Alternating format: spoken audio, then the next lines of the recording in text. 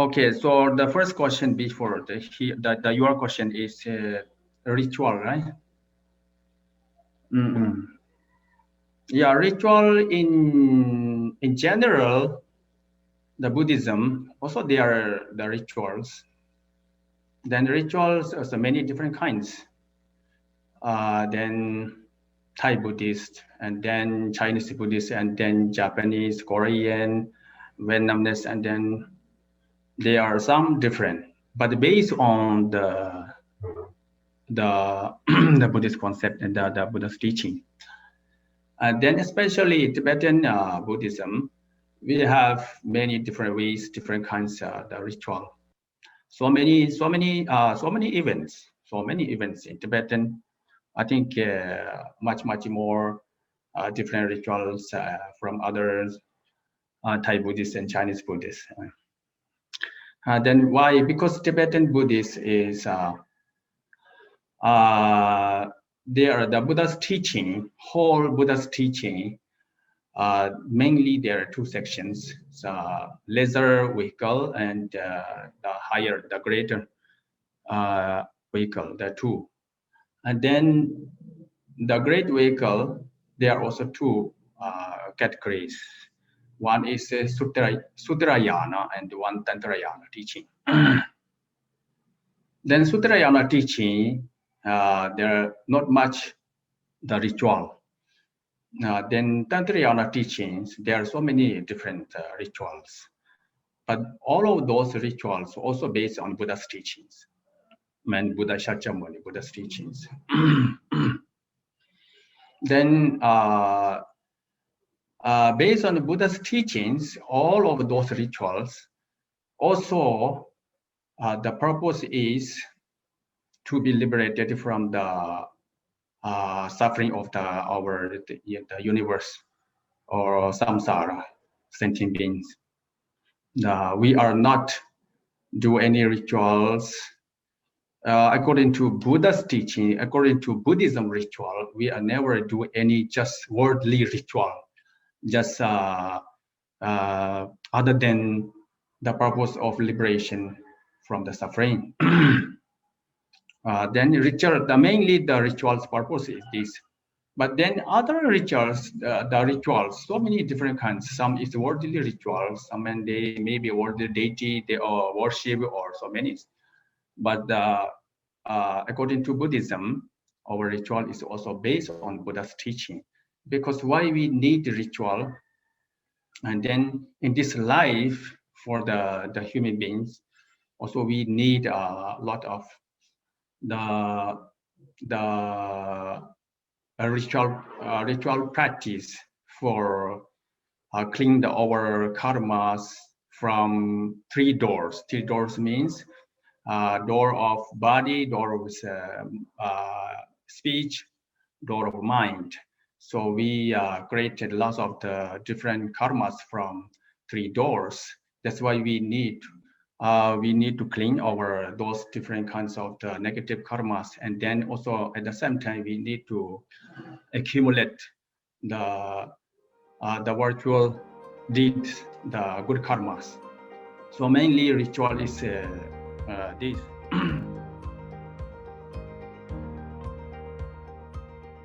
So here you see, and then you think about this, and you contemplate on this deeply. Then you will get really the big message or really big meaning from this part. So here is really, but this meaning is really deep, so deep. So here talking about the cause and effect, and then also interdependent origination.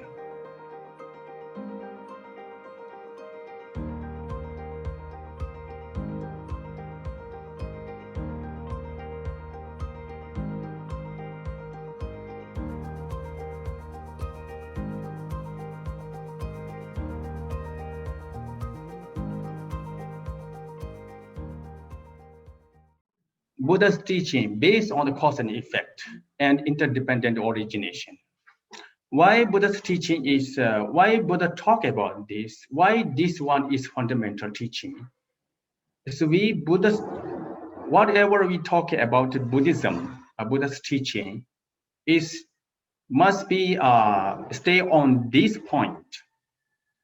Yeah, according to this point, cause and effect.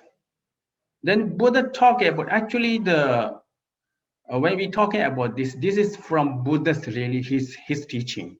But the talking about cause and effect and interdependent origination is not only originated from Buddha. This is what is reality. What is the reality? So Buddha is his fully awakened one. He's a free enlightened one. Then his wisdom is what's incomparable, right? Incomparable. So then he realized what is actual, what is the reality of everything. So then he's talking about here cause and effect. Actually, the daily life, whatever we act, whatever we talk, whatever we achieve, what we try to achieve, is based on the cause and effect. No, this is true. And also interdependent origination. Interdependent, whatever, like a cause and effect, also interdependent. There is never happened to any without without interdependent. So whatever arise, whatever it happen in the in universe, in our life, so it's the interdependent, cause and effect. That's why this is the actual. This is what is the reality. So the Buddha's teaching, the Buddha talk about what is the reality. Buddha's not talking about what he created something new, his concept, what he like, or he wants to talk about something different from other teachings, different from other religions. Not. But Buddha, what he talk about, what is the reality, what is the actual existence of the universe is samsara. So 3 realms, or with 6 realms, we call it 6 realms. All the sentient beings, the situation of sentient beings, all the past life, this life, next life, all the liberations or samsara origination. So this meaning, so if really whoever want to know some about Buddha's teaching, so this fundamental teaching, see, you just contemplate on this, you try to understand some. So now maybe you can find some other explanation about this.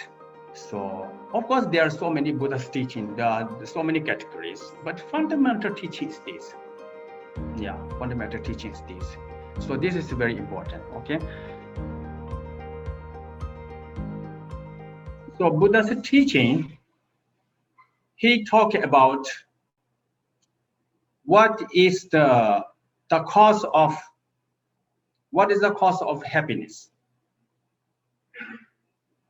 Buddha really, actually Buddha was a prince. Buddha was prince. When he was prince, his name is Siddhartha, Prince Siddhartha. But then later he grew up, he in turn, he coronated his king turn. After that, he researched. What is the actual cause of happiness? He really deeply he found the answer. Oh, if I taking care of the kingdom continuously, and then when I day by day, minute by minute, I getting older. Also, and then every day I want to try to achieve something like I want through the fighting beat others, and then I want to become stronger. But it's not sure if I try to war others, I will win or not. If I lost, then everything is gone. Become a person. So then he checked what I stay here, this kingdom. So this is also really the actual cause of the happiness. If I stay here, I become a king. I can achieve ultimate happiness. Then he really found the actual answer. It's not. Even when I get older, then one day I die. And I will sick, get older, and I will die. Then even I very much strong, if I become a very strong, become a strongest king. But then also I cannot eliminate, I cannot escape from those sufferings. Suffering from death, suffering of sickness, suffering from aging. Life by life, life by life, life by life. Yeah. So then he said, okay, I want to find what is the actual way, actual method, ultimate method to achieve a totally ultimate happiness. So then, okay, so he chose the what is the training mind, the training mind, inner training mind. He want to research what is our mind, what is our inner view. So then he changed his way to he find the right way.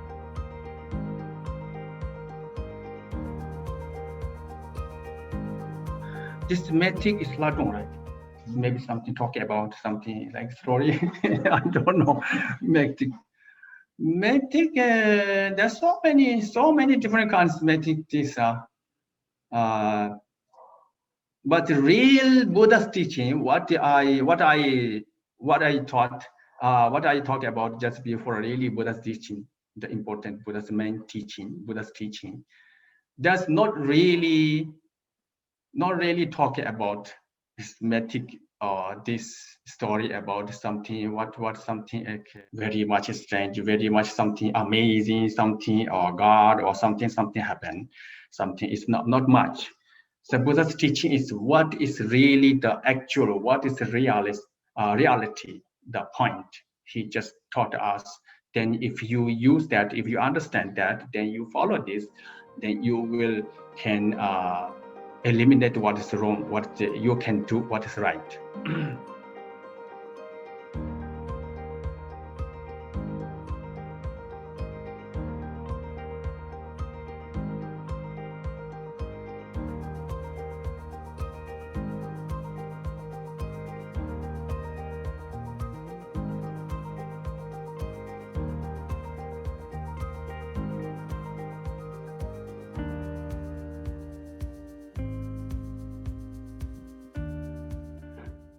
Okay, this one. Then second message, second text. You see, this also from Buddha's text. So this one, then from different religions, different they have to say how to follow the different religions practice way. But according to Buddha's teaching, Buddha's his point, his advice say, all the whoever my teaching learners, he said monks as learned ones, always is deeply contemplate on my teaching. First, you listen carefully from the teachers, right teacher.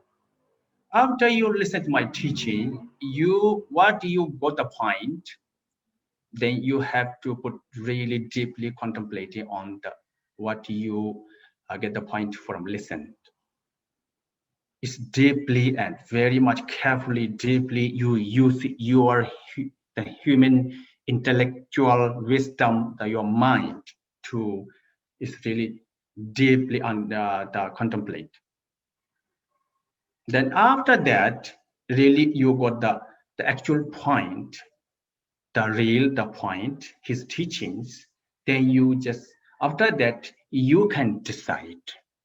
My teaching is really you want or not.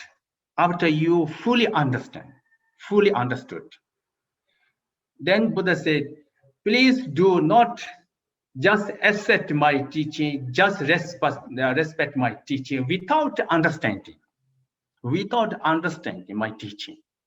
It is not used for you. You just only respect my teaching only without learning, without deeply contemplating, without fully understanding. Then you just respect my teaching, and then you say my teaching important, my teaching is something great, something. That kind of your practice is no use. That is just blind belief. That's just blind belief my teaching.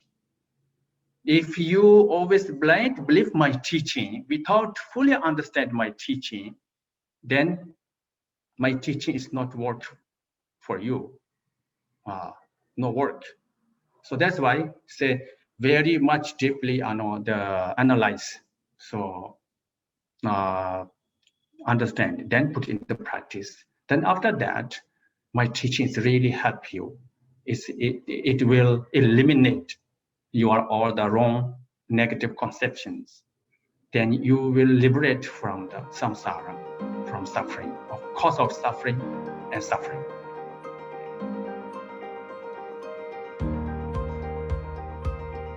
In Buddhism, we are not talking about just worldly love, like worldly, very much concerned about love each others and like the girls and boys each other, something like this. This is not much mentioned about it. But in Buddhism, it's very much talking about love. The love is compassion. We talk about compassion. This is very important in the Buddhism, the compassion, because this is really easy to understand from the Buddha's the conduct, the Buddhism, the conduct. Because the Buddha's teaching is also based on non-violence, totally based on non-violence. Not only for the human beings, but even all the living beings must be care without harming, without killing, also care. So this is the, I think, greatest, the love and greatest compassion. So this is very much there. So experiential, actually, from Buddhas up to now. So those really the seriously learn and seriously practice Buddha's teaching one, they are really achieve a lot of the peaceful inner peace. We call it inner peace, not external peace, outer peace. Outer peace is impermanent. Today you have something, or you have something nice place, so then maybe tomorrow or the next week or after 1 month or next year, what happened? Or today maybe you have a nice house, so then maybe tomorrow or after 1 month or what happened, we don't know. So external what call this nice things or something, this one is very impermanent. Yeah. So excuse me. So Buddha's teaching, the inner peace. So just before I hear the fundamental teaching also, if we really understand, deeper understanding about this, and then we can practice on, put on practice on this, then really we understand the inner, where the pieces come from. the peace is not just dependent on the outer things.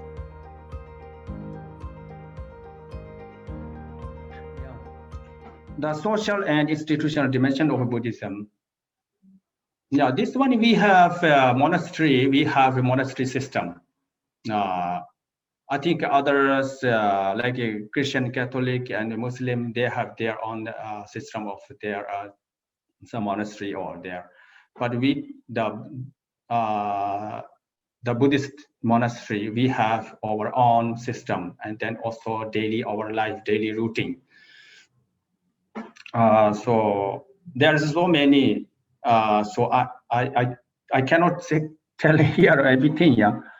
So then we have from the junior school, and then up to the complete all the Buddha's teachings courses finish. So we have all, and then daily the routine practices we have is all.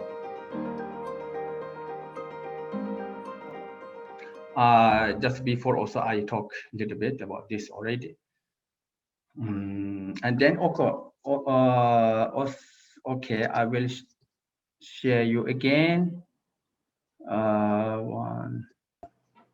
You just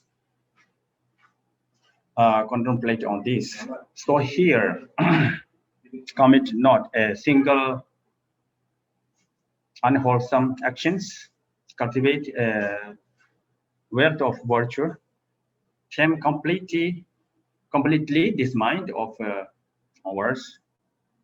This is the teaching of the Buddha. So here, already mentioned here, our ethics.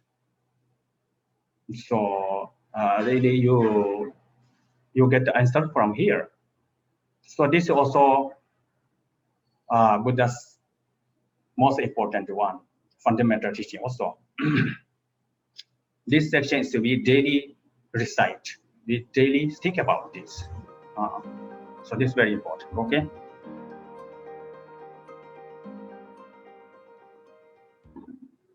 Then in the philosophical dimension of Buddhism, so this is very important point. Nowadays, around the world, so many scientists, they are research about Buddhism because they said they got lots of the answers from the Buddha's teaching, what they are looking for. Yeah, so this is then I said Buddha's teaching, normally many people think about the Buddhism is like a more ritual or something, do something that's a ritual, and then so many rituals. Yes, there are rituals, but Buddha's teaching is not just a ritual. So Buddha's teaching, what I share you just first section, is dependent on cause and effect and interdependent origination. Everything is happened interdependent. Everything must depend on cause and effect. There's nothing, any single happened without cause and effect, without interdependent.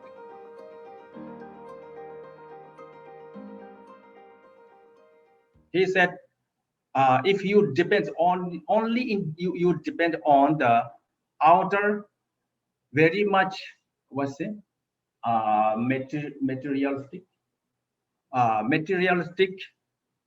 the things you depend on these, you want to achieve from this ultimate happiness. There's no way. That's why in Buddha's teaching, they're not much mentioned about material things. The important, yeah, important, because as you see now in this world, like some very big country like America, so on, it's very big country, which means very much developed, but still there people more and more desire people desire is day by day increase, then always they are contentment. Yeah, it's contentment. People is where you live, how big country, how developed country, how much you have, how you reach, but it's still your mind is become wider and wider, bigger, need more. You know, not only rich people, but even others also. Really, every day need more. There's not really contentment. Yeah. So that's why, if really you have lots of things, the materials, then one day really you automatically you become a contentment. Then okay. Then Buddha also, of course, he told us, you try to achieve, you try to get those materials, then you up to automatically become your contentment. But there's no way human can stop how much they have. Still they need more, think more and more busy. Because always depend on the materials. They always hope to achieve a greater happiness from materials. But then they starting from young and up to they leave this from this world, in their mind, there's not contentment.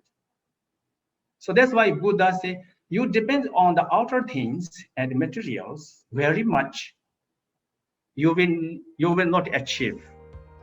One day is totally you enough and you ultimate happiness. That's why in Buddha's teaching, he didn't mention much about the outer things, materials.